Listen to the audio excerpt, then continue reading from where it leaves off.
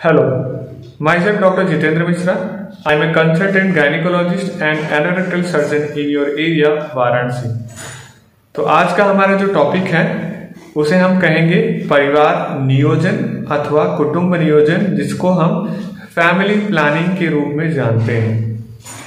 तो family planning में आप लोगों ने सुना होगा, कंडोम्स वगैरह भी इसमें आते हैं।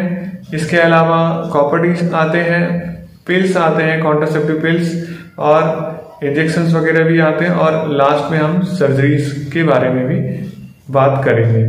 तो ये सभी आप लोगों ने भली भांति आप जानते होंगे, लेकिन आज इसके बारे में बहुत डिटेल में हम चर्चा करेंगे, जिसमें से कुछ भ्रांतियां हैं जो लोगों के मन में है कि कॉपर्टीज यूज करने के बाद बहुत सारी रिएक्शंस वगैरह होते हैं, बहुत ज्यादा ब्लीडिंग्स वगैरह होती हैं और सभी को होती है, तो इनके ऊपर भी हम चर्चा करेंगे। इसके अलावा इंजेक्शंस वगैरह यूज करने के बाद वो फेल हो जाते हैं, उसके ऊपर भी हम चर्चा करेंगे। कॉन्ट्रासेप्टिव पिल्स वो सेफ नहीं है, उससे हमारे शरीर को बहुत ज्यादा नुकसान पहुंचता है, उन सब के बारे में भी आज हम वन बाय वन बात करेंगे। और लास्ट में जो शस्त्रक्रिया है, जो हम परमानेंट सॉल्यूशंस के रूप में जो सर्जरीज वगैरह हैं, उसके पर भी आज हम चर्चा करेंगे। तो बने रहिए और हमारे इस लेक्चर को ध्यान से सुनिए। तो कॉन्ट्रासेप्शंस किसे कहते हैं, या फैमिली प्लानिंग किसे कहते हैं, या कुटुंब नियोजन परिवार नियोजन किसे कहते हैं, यहां से शुरू करते हैं।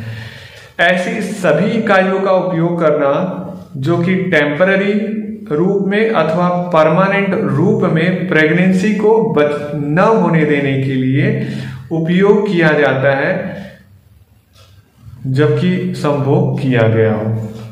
मतलब संभोग किया गया है लेकिन फिर भी प्रेगनेंसी नहीं रुक रही है। तो क्यों नहीं रुक रही है? क्योंकि हमने किसी टेम्पररी या परमानेंट इकाइयों का उपयोग किया गया, मेथड्स का हमने उपयोग किया है। तो वो मेथड्स क्या है, टेम्पररी मेथड्स कौन से हैं और परमानेंट मेथड्स कौन से, उसके पर हम चर्चा करेंगे। कॉन्ट्रासेप्टिव्स या परिवार नियोजन दो प्रकार से किए जाते हैं, एक टेम्पररी स्वरूप में और दूसरा परमानेंट स्वरूप में।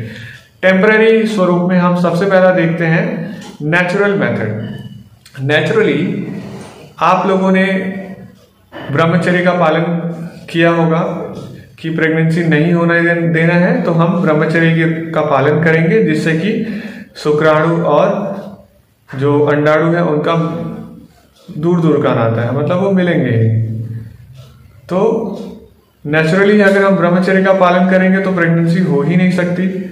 और दूसरा मेथड है कि अगर डिलीवरी हो चुकी है, प्रेगनेंसी थी, डिलीवरी हो गई, बच्चे हो गए हैं, तो उसके बाद ये देखते हैं कि माँ जो है वो दूध पिलाती है बच्चे को। तो जब छोटे बच्चे को दूध पिलाती है तो उस समय हमारे हार्मोन्स में जो दूध के बढ़ाने वाले हार्मोन्स है, प्रोलैक्टिन हार्मोन्स है, वो सब बढ़े होते हैं, जिसके कारण की प्रेगनेंसी नहीं रुकती है। तो ये दूसरा नेचुरल मेथड्स है। तीसरा हम नेचुरल मेथड में देखेंगे कि नॉर्मली स्त्रियों को जब 3 से 5 दिन का महीना आता है या मासिक स्राव चालू होता है, उसके पश्चात जो 12 से 16 दिन का जो पीरियड होता है, जिसमें कि ओव्यूलेशन होता है, अंडाशय से अंडा बाहर निकलता है। तो अगर इस पीरियड को हम कहते हैं ऋतुकाल, मतलब यही वो पीरियड है, यही वो समय है 12 से 16 दिन का, जिसमें कि प्रेगनेंसी हो सकती है अगर हमने किसी भी मेथड का उपयोग नहीं किया प्रेगनेंसी से बचने के लिए। तो नेचुरल मेथड में हम देखते हैं कि अगर इस 12 से 16 दिन के दौरान अगर एक पत्नी या एक पति या एक पार्टनर अपने दूसरे पार्टनर के साथ में संभोग की क्रिया करता है, तो वो गर्भ को धारण कर सकता है। लेकिन अगर इसको इस ऋतुकाल के बारे में 12 से 16 दिन का अगर समय पता है उसको कि ये जो समय है वो अनसेफ है, तो उससे वो प्रेगनेंसी से बच सकता है। कैसे? क्योंकि ओव्यूलेशन इसी पीरियड में होता है, इसी समय ओव्यूलेशन का समय होता है, जो कि 14 दिन के आसपास में होता है। अगर वो ये अच्छी तरह से जानता है तो वो बचे रह सकता है। मान लीजिए कि ऋतुकाल में भी एक पार्टनर ने दूसरे पार्टनर के साथ संभोग की क्रिया की है, लेकिन उसे पता नहीं है कि मेरा ओव्यूलेशन हुआ है, अंडाशय से अंडा निकला है या नहीं। ये कैसे पता करेंगे? क्या 12 से 16 दिन का पीरियड तो बहुत लंबा होता है। ऐसा नहीं हो सकता कि हम कम समय के लिए भी अगर संबंध ना रखें तो भी बच्चे ना हो पाए। तो उसके लिए आंसर है हाँ, ऐसा भी है। आप जब एक स्त्री हैं तो आपको अपना जो नॉर्मल टेम्परेचर है, बॉडी का टेम्परेचर, उसको ध्यान देना है। जब आप टेम्परेचर को बराबर से ऋतुकाल में ध्यान देंगे, समझिए कि आज 5 दिन का पीरियड था आपका, वो खत्म हो गया, उसके बाद आप अपना थर्मामीटर से अपना टेम्परेचर देखते रहिए और टेम्परेचर आप लोगों का देखेंगे नॉर्मली 98.6 के आसपास या 98 समथिंग होगा या उससे थोड़ा कम भी हो सकता है। हर एक व्यक्ति के शरीर के हिसाब से थोड़ा टेम्परेचर वेरी कर सकता है। तो अगर आपका टेम्परेचर मान लीजिए 98.6 है तो आपका day 6, day 7, day 8, day 9, day 10 ये सेम टेम्परेचर है। डे 11, डे 12 पे भी सेम टेम्परेचर है। लेकिन आपने देखा कि डे 13 के आसपास टेम्परेचर वो बढ़ा, 0.6 to 0.8 डिग्री सेंटीग्रेड के फ़ारेनहीट के आसपास टेम्परेचर बढ़ता है। अगर इस प्रकार आपका टेम्परेचर बढ़ता है तो आप सावधान हो जाइए कि आपका ओव्यूलेशन पीरियड आ गया है। और आपकी जब ये टेम्परेचर बढ़ते हैं उसी समय ओव्यूलेशन होता है, उसी समय अंडाशय से अंडा बाहर निकलता है। अगर इस दौरान जब इसको हम कहते हैं कि ये जो टेम्परेचर मेथड है, इसको हम कहते हैं कि इस समय टेम्परेचर बढ़ा हुआ है। अगर इस टेम्परेचर मेथड या इस टेम्परेचर रिदम को आप बराबर से जान जाते हैं, समझ जाते हैं, तो भी आप प्रेगनेंसी से बचे रहते हैं। क्योंकि इस टेम्परेचर के बढ़ने के समय एक पत्नी और एक पति आपस में किसी भी प्रकार की संभोग की क्रिया नहीं करते हैं और ओव्यूलेशन का वो स्टेज निकल जाता है। जैसा कि मैंने कहा, ऋतुकाल 12 से 16 दिन का होता है। अब ऐसे देखा जाए तो आप अप टू 20 डेज 20 दिन तक के अगर आपने 6वें दिन से लेकर के या 7वें दिन से लेकर के 20 दिन तक आपने बचाव रखा है, तो ये जो 12 से 14 दिन का जो टाइम पीरियड है या 12 से 16 दिन का जो टाइम पीरियड है, अगर इसमें आपने सावधानी रखी है तो प्रेगनेंसी बिल्कुल नहीं होगी। अब हम आगे बढ़ेंगे बैरियर मेथड के बारे में। मतलब कि एक स्त्री एक पुरुष दोनों का आपस में मिलन होता है, लेकिन फिर भी मिलन के समय उन्होंने ऐसी कौन से बैरियर मेथड यूज किए थे जिसके कारण शुक्राणु और अंडाणु का संयोग नहीं हो पाया था, दोनों मिल नहीं पाए थे। तो नॉर्मली आप बैरियर मेथड के रूप में मेल यूज करते हैं कंडोम्स, फीमेल भी कंडोम्स वगैरह यूज कर सकती हैं। और उनके लिए भी कंडोम्स वगैरह आते हैं, डायफ्राम्स आते हैं, सर्वाइकल कैप्स आते हैं, वॉल्ट्स वगैरह आते हैं। तो पहनने के लिए जैसे मेल को कंडोम्स वगैरह पहनने के लिए यूज किया जाता है, वैसे ही फीमेल भी अब कंडोम्स वगैरह पहनने के लिए यूज कर सकती है। मेल के शुक्राणु जब मेल ने अगर वो शिष्ट नलिका पर पहन करके अगर वो रखता है वो कंडोम्स, तो नॉर्मली शुक्राणु उस कंडोम से बाहर नहीं आते हैं। और वैसे ही जब वो बाहर नहीं आएंगे तो योनि द्वार में से होते हुए, वो योनि नलिका से होते हुए गर्भाशय तक नहीं पहुंच पाते। और जब वो नहीं पहुंच पाएंगे तो अंडाशय से निकला हुआ अंडाणु शुक्राणु में उसका मिलन ही नहीं होगा, और मिलन नहीं होगा तो फर्टिलाइजेशन नहीं हुआ, और फर्टिलाइजेशन नहीं हुआ तो गर्भ का निर्माण नहीं होगा। तो किसी भी कारण से हमें अंडाणु को जो गर्भ नलिका से हो करके अंडाशय से निकल करके गर्भाशय की तरफ बढ़ता है, उससे हमें मिलने नहीं देना है एक शुक्राणु को। अगर इस प्रकार के मेथड्स हम करते हैं बैरियर मेथड, तो नॉर्मली कंडोम्स वगैरह यूज करके भी उसको सुरक्षित रखा जा सकता है प्रेगनेंसी न होने के लिए। इसके अलावा आप देखेंगे कि केमिकल्स वगैरह भी यूज किए जाते हैं जेलीज के फॉर्म में, जो कि स्पर्म को, शुक्राणु को मारने वाले होते हैं। तो अक्सर ये है कि केवल योनि द्वार में इस केमिकल्स या फिर इस जेलीज को, इस क्रीम्स को लगा करके शुक्राणु को वहीं पर रोक दिया जाता है, जिससे वो आगे नहीं बढ़ पाते हैं और वहीं पर समाप्त हो जाते हैं। और कभी आप चाहें तो कंबाइंड रूप में भी, मतलब ये भी आप फीमेल मेल कंडोम्स वगैरह यूज करके और आप इसके अलावा केमिकल्स जो जेलीज हैं उन दोनों को यूज करके आप प्रेगनेंसी न होने से बचे रह सकते हैं। तो इस प्रकार दो मेथड्स के बारे में आपने पढ़ा, नेचुरल मेथड, और दूसरा आपने जाना बैरियर मेथड कि किस प्रकार हम रोकते हैं, रुकावट करते हैं एक शुक्राणु को अंडाणु से मिलने के लिए। तीसरा हमारे पास मेथड है इंट्रायूट्राइन डिवाइसेस, तो ये जो है आईयूडी जिसको कहते हैं, जिसको कि हम कॉपर टीज उसके अंदर आते हैं। तो कॉपर टीज का उपयोग करके आप सेफ रह सकते हैं। कैसे?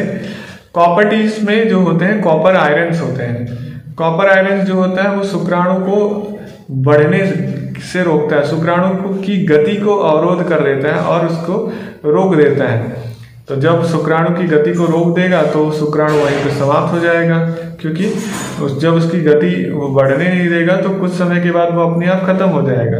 तो इस प्रकार शुक्राणु का अंडाणु से मिलन नहीं होगा, फर्टिलाइजेशन नहीं होगा, ओव्यूलेशन होने के बावजूद वो फर्टिलाइजेशन नहीं हुआ तो इम्प्लांटेशन भी नहीं होगा।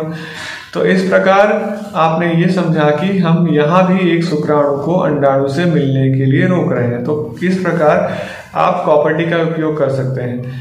कॉपर टी में देखा गया है, कॉपर टी एक 250 आता है, एक 375 आता है, 380 आता है। ये सब मल्टी लोड कॉपर टी आते हैं क्योंकि इसमें कॉपर आयरन्स होते हैं, मल्टीपल फॉर्म में यूज किए जाते हैं। तो नॉर्मली हम यहाँ ये देखते हैं कि अगर आप कॉपर टी 250 यूज करते हैं तो वो 3 इयर्स के लिए है। कॉपर टी अगर आप 375 यूज करते हैं तो 5 इयर्स के लिए है, और 380 है वो 10 इयर्स के लिए।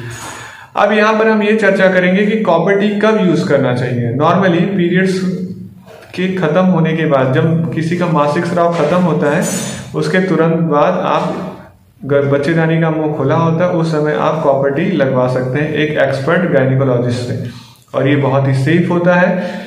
कोई ऐसा रेयर केसेस देखा गया है कि किसी महिला में कॉपर आयंस के जो है उसके रिएक्शंस होते हैं, उससे ईचिंग वगैरह चालू होती है और ब्लीडिंग वगैरह चालू होती है, उससे सूट नहीं करता।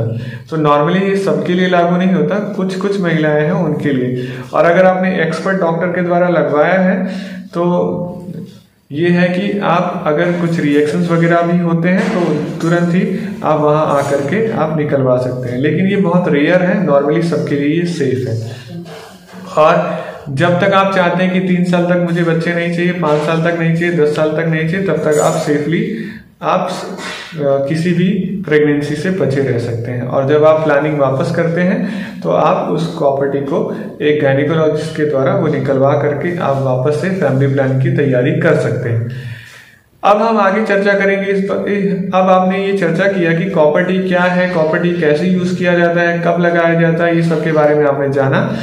क्या डिलीवरी होने के बाद भी कॉपर टी यूज किए जाते हैं? हाँ, डिलीवरी होने के बाद भी आप एक गायनिकोलॉजिस्ट के द्वारा कॉपर टी लगवा सकते हैं, या अबॉर्शन होने के बाद भी आप कॉपर टी लगवा सकते हैं, और ये बिल्कुल सेफ है। ये है कि कुछ ही लोगों में ये रिएक्शंस वगैरह होते हैं कॉपर टी की वजह से, तो उनमें तुरंत रिएक्शन होने के बाद निकाले जा सकते हैं, लेकिन बाकियों में ये सेफ है। अब हम आगे बढ़ेंगे कि और कौन से मेथड्स हैं। जैसे कि नेचुरल मेथड में हमने सीखा कि नेचुरली ब्रह्मचर्य के द्वारा या फिर डिलीवरी के बाद अगर माँ दूध पिला रही है तो भी प्रेगनेंसी नहीं होती है। फिर हमने ये देखा कि ऋतुकाल या फिर कैलेंडर मेथड जिसको कहते हैं कि 12 से 16 दिन के दौरान हमें बहुत ही सावधानी रखनी है, और उससे ज़्यादा और अगर हम देखें तो ओव्यूलेशन टाइम पर भी हमें सावधानी रखनी है, जिसको हम कहते हैं कि टेम्परेचर मेथड, जिस समय कि 0.6 to 0.8 डिग्री सेंटीग्रेड के आसपास टेम्परेचर बढ़ा हुआ होता है, और वो समय अंडाशय से अंडाणु का बाहर आने का समय होता है। तो ये सभी नेचुरल मेथड आपने पढ़े। और दूसरा पढ़ा आपने बैरियर मेथड, जिसमें कि हम ये देखते हैं कि किस प्रकार एक शुक्राणु को अंडाणु से हम नहीं मिलने देते हैं by using condoms and chemicals, या जिसको हम जेलीज या क्रीम कहते हैं। तीसरा आपने देखा इंट्रायूट्राइन डिवाइसेस, जैसा कि कॉपर टी आपने बहुत अच्छे से जाना। अब चौथा हम देखेंगे हार्मोनल कॉन्ट्रासेप्शंस, या जिसको हम कहते हैं स्टेरॉयडल कॉन्ट्रासेप्शंस। अब ये हार्मोनल या स्टेरॉयडल कॉन्ट्रासेप्शंस को हम 2 भाग में डिवाइड करते हैं। एक है ओरल पिल्स, और दूसरा है पैरेंटरल इंजेक्टेबल। तो हमने पहला देखा कि ओरल पिल्स में, जैसा कि आप लोग देख रहे हैं, ओरल पिल्स में 2 प्रकार देखा जाता है। ओरल पिल्स में ये देखा जाता है कि एक तो माला डी हो गया, सहेली हो गया, ओवरऑल हो गया, जो कि आजकल ये सब प्रिस्क्राइब वगैरह किए जाते हैं या नॉर्मली मेडिकल पे मिल जाते हैं। इनमें equal amount of oestrogen and progesterone hormone होते हैं, जो कि नॉर्मली 0.03 मिलीग्राम के आसपास ईस्ट्रोजन और प्रोजेस्टेरोन दोनों ही होते हैं। और इसको यूज़ किया जाता है। ऐसे ही और कैसे यूज़ किया जाता है, कब यूज़ किया जाता है, तो मान लीजिए कि आज आपका पीरियड समाप्त हुआ, तो कल से आपने मान लीजिए सुबह 10 बजे इसको खाया, तो अगले दिन भी सुबह 10 बजे आपको खाना है। अगर बाई चांस आप अपना डोज भूल जाते हैं तो जब भी याद आ जाए तभी आप उसको खा लीजिए। अगर आप फिर भी एक दिन का डोज भूल गए हैं तो दूसरे दिन आपको जब याद आ जाए तब भी खा लीजिए, या दूसरे दिन के डोज के समय आपको याद आया अरे मैं तो कल का डोज भूल गई हूँ, तो आप 2 डोज को एक साथ खा सकते हैं और इसमें कोई भी तकलीफ या प्रॉब्लम नहीं होगी। और इसे आप कंटिन्यू रखोगे। नॉर्मली ओवरऑल एल या माला डी या सहेली, कुछ गोलियों में आपने देखा होगा 21 गोली होती है, तो ये 21 गोली हार्मोन्स के होते हैं और इसे हमें शुरू करना होता है मेंसेस जब खत्म होता है उसके दूसरे दिन से। और ये जब 21 दिन के टैबलेट खत्म हो जाते हैं तो उसके 2-3 दिन के बाद मेंसेस या पीरियड्स, मासिक स्राव अपने आप आने चालू हो जाते हैं। और कुछ गोलियों में आपने देखा होगा कि 28 गोली की पैकेज आती है, तो 28 गोली में से 21 गोली जो होती है वो हार्मोन्स की होती है और 7 गोली जो होती है उसको भी आपको कंटिन्यू खाना होता है। उसमें किसी भी प्रकार का रोक नहीं करना होता है। जैसे मान लीजिए आपने क्या किया, मेंसेस के बाद, जैसे मेंसेस खत्म हो उसके बाद आपने खाना चालू किया, तो आप कंटिन्यू उसको खाते रहेंगे। 21 दिन की गोली खत्म होने के बाद 7 दिन आपको आयरन वाला उसमें होता है, जैसे उसमें नंबर लिखा होता है वैसे ही आपको डेज के हिसाब से उसमें खाना है।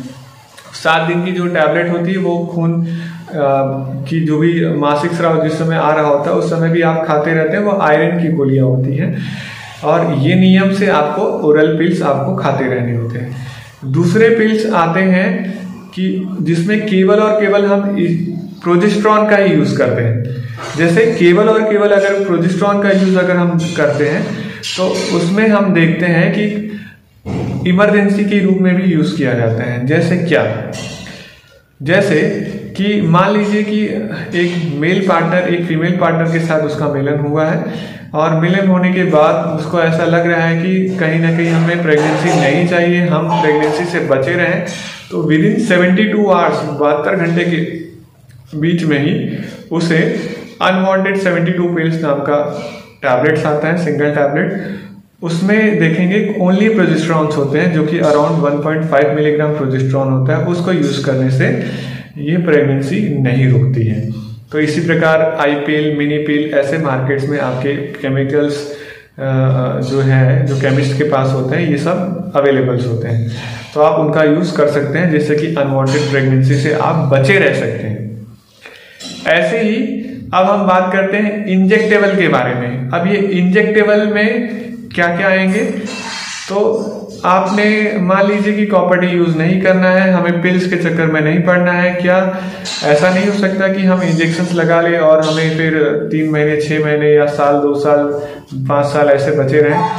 तो हमारी जो इंडिया में जो अवेलेबल है, वैसे तो 3 साल, 5 साल, 10 साल के लिए भी आते हैं इंजेक्शंस, लेकिन वो इंडिया में अभी अवेलेबल नहीं हुआ है। लेकिन फिर भी हमारे इंडिया में जो अवेलेबल है वो 1 महीने, 3 महीने तक और कहीं कहीं 6 महीने के भी हैं। तो नॉर्मली जो यूज किया जाता है 1 महीने और 3 महीने वाले, तो और जो बहुत अक्सर हम फ्रीक्वेंट अमाउंट में जो मिलता है 3 मंथ वाला, अक्सर हम एडवाइस करते हैं कि 3 मंथ या 6 मंथ वाला आप यूज करिए। और अगर आप 1 मंथ वाला यूज करते हैं तो भी यूज कर सकते हैं। उसमें प्रोजेस्टेरॉन ही होता है जो कि ओनली प्रोजेस्टेरॉन होते हैं। प्रोजेस्टेरॉन हार्मोन्स की वजह से आप प्रेग्नेंट नहीं होते हैं, क्योंकि जब प्रोजेस्टेरॉन हार्मोन की जो आप इंजेक्शंस लगाते हैं तो आपके जो गर्भाशय का मुख है वहाँ पर जो सिक्रीशंस चालू होता है, और ये सिक्रीशंस के वजह से जो गर्भाशय का मुख है वो जो म्यूकस सिक्रीशंस होता है वो स्कैंटी, वो वहाँ पर जाकर के समझिए कि एक गार्ड जैसा बन जाता है। और ये म्यूकस सिक्रीशंस जो एक गार्ड जैसा बन जाता है उसकी वजह से गर्भाशय का मुख बंद हो जाता है। और जब मुख बंद हो जाता है तो फिर एक शुक्राणु का जब आप संभोग करते हो उस समय शुक्राणु जो है वो गर्भाशय मुख से अंदर की तरफ नहीं बढ़ पाता है, क्योंकि ये म्यूकस जो बहुत थिक होता है और कॉम्पैक्ट होता है और गर्भाशय का मुख बंद कर देता है। तो ये जो हम लोग हार्मोन्स यूज करते हैं इनका क्या काम है, जब आप प्रोजेस्टेरॉन या या कंबाइंड पिल्स मालाडी, सहेली, ओवरऑल एल, ये सब यूज़ करते हैं, तो इस हार्मोनल टैबलेट के यूज़ करने की वजह से आपके जो ओव्यूलेशन है वो ओव्यूलेशन नहीं होने देता है और इसके कारण इम्प्लांटेशन भी नहीं होता है। तो कहीं ना कहीं आप बचे रहते हैं, क्योंकि ओव्यूलेशन ही नहीं होगा, फर्टिलाइजेशन तो दूर की बात है, फर्टिलाइज्ड होगा ही नहीं और इम्प्लांटेशन भी नहीं होगा, मतलब कि गर्भ बनेगा ही नहीं, और गर्भ बनेगा नहीं तो गर्भाशय में चिपकेगा भी नहीं, क्योंकि जब शुक्राणु और अंडाणु दोनों मिलते हैं तब जाकर के गर्भ का अंश बनता है, और फिर उसके बाद 5 से 6 दिन के आसपास, 5वें या 6ठे दिन के आसपास वो बाहर निकलता है और 6ठे दिन आकर के गर्भाशय में आकर के प्रविष्ट होता है और फिर वो वहां पर आकर के चिपकता है, और जब ये चिपकता है तब जाकर के गर्भ बनना तैयार होता है। तो ये सभी क्रियाएं ये हार्मोन्स के टैबलेट लेने की वजह से नहीं होते और प्रेगनेंसी नहीं हो पाती। तो ये सभी आपने जाना कि किस प्रकार आप टेम्पररी मेथड के द्वारा आप प्रेग्नेंट नहीं हो सकते हैं, और जब आप चाहें तो इन जो भी आपने यूज़ किया, चाहे टैबलेट यूज़ किया, चाहे आप बैरियर मेथड के रूप में कंडोम्स वगैरह यूज़ किए हैं, चाहे तो आप नेचुरल मेथड यूज़ किए हैं, चाहे कॉपर टी यूज़ किए हैं, जब आप चाहते हैं कि मुझे फैमिली प्लानिंग करनी है, मुझे अपने परिवार को बढ़ाना है, तब आप इनको स्टॉप करके कुछ दिनों के बाद आप अगले साइकिल में या 1-2 साइकिल के बाद आप प्रेग्नेंट हो सकती हैं। और ये है कि आप जब हार्मोन्स वगैरह यूज़ करते हैं तो कभी कभी ये है कि हार्मोन्स यूज़ करने के बाद साइकिल हमारे थोड़े डिस्टर्ब्स होते हैं, तो उनको नॉर्मल होने के लिए भी कुछ महीने लग जाते हैं। तो ये है कि आप लोग घबराना नहीं है, क्योंकि वो नॉर्मल होने के बाद आप कुछ महीनों में प्रेग्नेंट हो सकते हैं।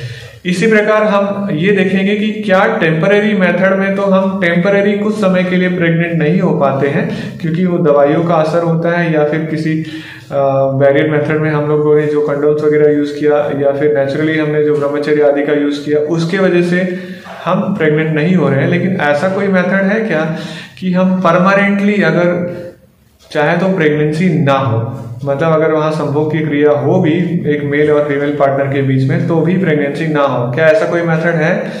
इसका आंसर है हाँ है।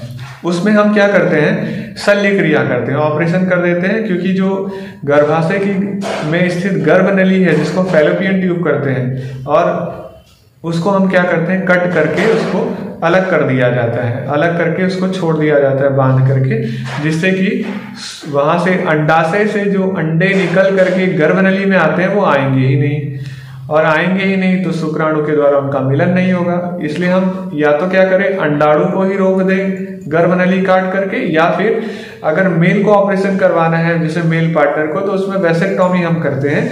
वहां पर हम क्या करते हैं, शुक्राणु को ही जो टेस्टिस से बंद करके शुक्राणु एपिडिडाइमिस, मतलब वो जो नली में आती है, शुक्राणु नली में आती है, हम उस नली को ही कट करके लाइगेट करके अलग कर देते हैं, जिससे कि शुक्राणु वहां से पास होकर के स्त्री के योनि द्वार से गर्भाशय तक ना पहुंचे।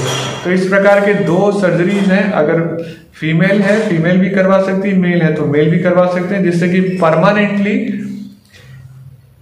गर्भ धारण नहीं होगा, परमानेंटली एक स्त्री गर्भवती नहीं होगी।